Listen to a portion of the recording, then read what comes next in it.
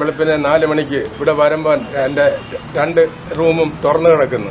അവിടുന്ന് ഞാൻ കയറി പ്രസിഡന്റിനെ വിളിച്ച് പ്രസിഡന്റ് വന്ന് നോക്കുമ്പം പടിഞ്ഞാറോട്ട് നോക്കിയപ്പം ഞങ്ങളുടെ ഗേറ്റ് തുറന്നു കിടക്കുന്നു. എന്ന് നോക്കിയപ്പം 8 നിലവിളക്ക് വലുതും ചെറുതുമായിട്ടുള്ളത് കാണാതെ പോയി. കഴിഞ്ഞ രാത്രിയാണ് ഓച്ചിറ ചങ്ങൻകുളങ്ങര ശാരദാദേവി ക്ഷേത്രത്തിൽ മോഷണം നടന്നത്. ക്ഷേത്രത്തിന്റെ മുൻഭാഗത്തെ പൂട്ട് തകർത്താണ് മോഷ്ടാവ് ക്ഷേത്രത്തിനുള്ളിൽ കയറിയത്.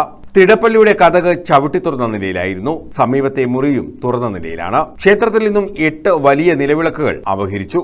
ഓഫീസ് റൂമുകളും തള്ളി തുറന്നതായി സെക്രട്ടറി പറഞ്ഞു. ശ്രീകോവിലിനുള്ള മുന്നിലുള്ള ഗേറ്റ് പൊളിച്ച് ആളുള്ളിൽ കയറിയതായിട്ട് മനസ്സിലായത്. അപ്പോൾ ഞാൻ ആവശ്യപ്പെട്ടതനുസരിച്ച് ശ്രീ ശിശുപാലൻ തിടപ്പള്ളിക്ക് ആകെ 2 മുറികളാണ്. അത് ഒന്നിൽ സാധനങ്ങൾ സ്റ്റോക്ക് ചെയ്യുകയും മറ്റൊന്ന് പാചകത്തിന് ഉപയോഗിക്കുന്നതാണ്.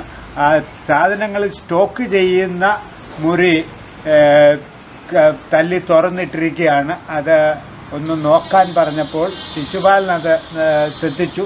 അതിലുണ്ടായിരുന്ന നിലവിളക്കുകൾ കാണാനില്ല.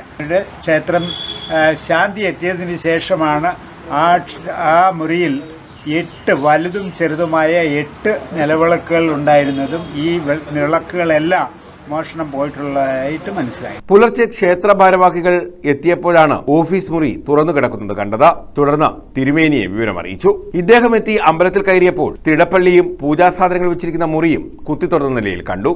തുടർന്ന് ഓച്ചിറ പോലീസിൽ വിവരമറിയിക്കുകയായിരുന്നു. ഇപ്പം നിർമ്മാല്യപ്പുരയിലാണ് നമ്മുടെ ഈ വിളക്കുകൾ എന്ന് പറഞ്ഞാൽ ഗണപതി ഹോമം, ഭൗതികസേവ തുടങ്ങിയ കാര്യങ്ങൾക്ക് ഉപയോഗിക്കുന്ന നിലവിളക്കുകൾ. അപ്പോൾ അങ്ങനെയുള്ള വിളക്കുകളൊക്കെ വയ്ക്കുന്നതിനകത്താണ്. അപ്പോൾ അത് തുറന്നു കിടക്കുകയായിരുന്നു. അപ്പോൾ തുറന്നു കിടന്ന് ഞാനത് നോക്കുമ്പോൾ ഇങ്ങനെ 8 വിളക്കെന്ന് പറഞ്ഞാൽ ഈ ചെറുതൊട്ട് വലുതുവരെയുള്ള 8 വിളക്ക് കാണാനില്ല. വിരലടയാള വിദഗ്ധർ ഉൾപ്പെടെ സ്ഥലത്തെത്തി തെളിവുകൾ ശേഖരിച്ചു. സംഭവത്തിൽ അന്വേഷണം ഊർജിതമാണെന്ന് ഓച്ചിറ പോലീസ് പറഞ്ഞു.